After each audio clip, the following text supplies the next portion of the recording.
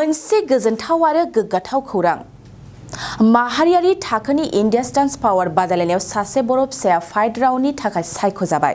नंगौ, थारैनो बिथांनि सायख'जानाया बर'फोरनि गेजेराव मोनसे गोग्गाथाव बुब्लि लाबोदों होनना जों बुंनांगोन।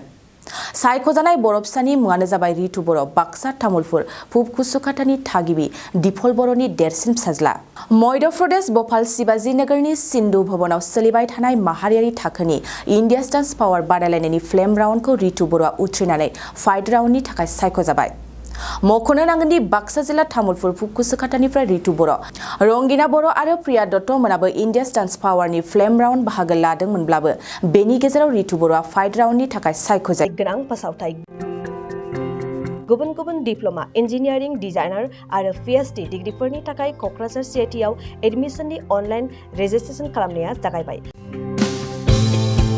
गुबुन गुबुन आयदानि डिप्ल'माजों लोगोसे bachelor of technology, bachelor of design, master of technology, master of design आरो डक्टर अफ फिल'सफिनि डिग्री खालामनो हागोन। मे दाननि 15 खालारावनो अनलाइन रेजिस्ट्रेशनआ थुंगेगोन।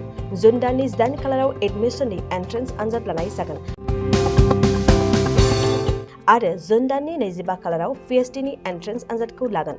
अनलाइन रेजिस्ट्रेशनखौ नोंथांमोना दिनैनिफ्रायनो www.admission.cit.ac.in आव खालामनो हागोन। आबुं मिन्थिनो थाखाय 7086187124 जानबुं अनजिमायाव जगाजग खालामनो हागोन।